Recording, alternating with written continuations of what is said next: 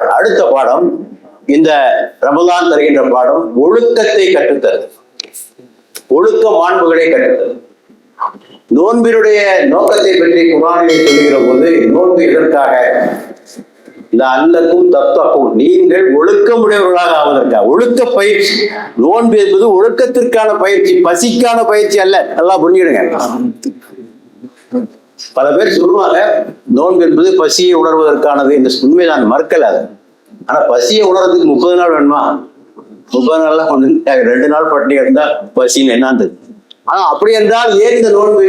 நபிகள் நாயகம் சொன்னார்கள், ஒருவன் பொய் பேசுவதையும் அதன்படி செயலாற்றுவதையும் விட்டுவிடவில்லை எனில் அவனுடைய தாகமும் பட்டினியும் இறைவனுக்கு அவசியம் இல்லை. பொய் பேசுறது உடலன்னா உண்ட பசி தாகம்லாம் நீயே வச்சுக்கோ, எனக்கு ஒன்றும் தேவையில்லை, கடவுள் சொல்லுகிறார். நபிகள் நாயகம் பள்ளி வாயிலே உட்கார்ந்து 2 பேர் புறம் பேசிக் கொண்டிருந்தார்கள். கூப்பிட்டார், நீங்கள் நோன்பு வீணாகிவிட்டது, நீங்கள் புதிய நோன்பொன்றை நோட்டு விடுங்கள். ஏன்? நான் ஒன்றும் தண்ணி குடிக்கல, சாப்பிடல, ஒன்றும் செய்யல, புறம் பேசினாய், நோன்பு போய். ஆக இது போன்ற ஒழுக்க கேடுகளை அகற்று ஆன்மீக தூய்மையை, உள தூய்மையை உண்டாக்குவதற்கான பயிற்சி தான் இந்த நோன்பு. அதுக்கு தான் 1 மாசம். அதுக்கு 1 மாசம் தேவையில்லை, குறைஞ்சபட்சம் அதுவே குறைவு. ஆகவே இந்த டிசிப்ளின் லைஃப், கட்டுப்பாடான வாழ்க்கை இல்லையா?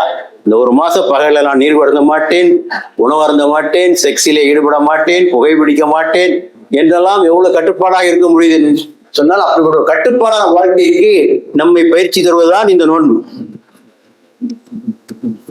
அவ்வாறு நீங்கள் பயிற்சி வரவில்லை என்றால், ஒரு புறம் ஒழுக்கக்கேடு, இன்னொரு புறம் வணக்கம்.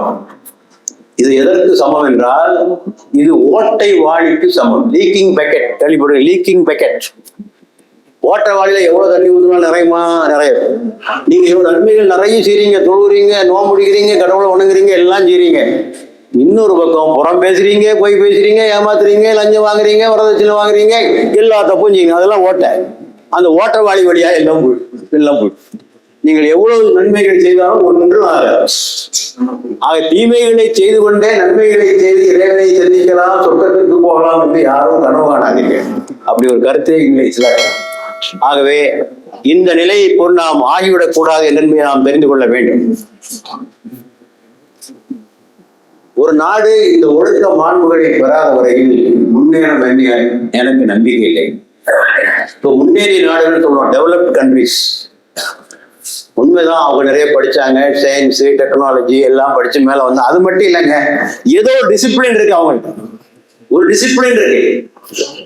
நம்ம கிட்ட என்ன இருக்கு?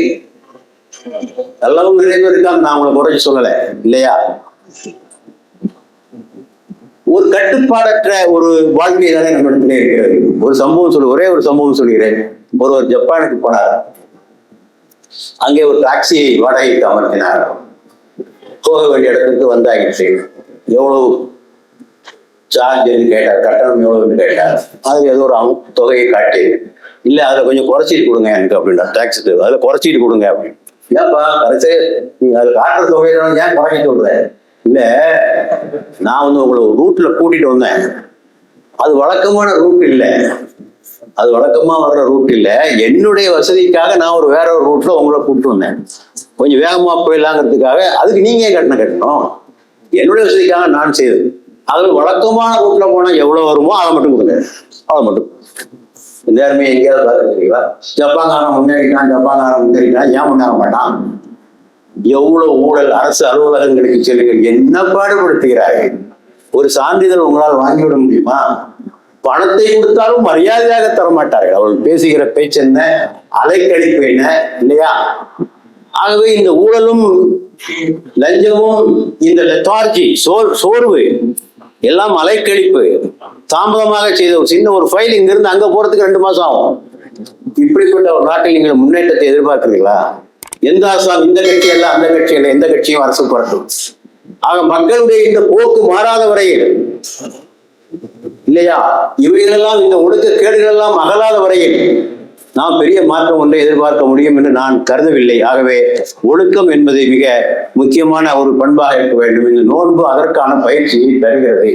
நபிகள் நாயகம் சொன்னார்கள், எத்தனையோ நோன்பாளிகள் இருக்கிறார்கள், அவர்கள் இரவில் விழித்ததை தவிர வேறு எதனையும் பெற்றுக்கொள்ள மாட்டார்கள்.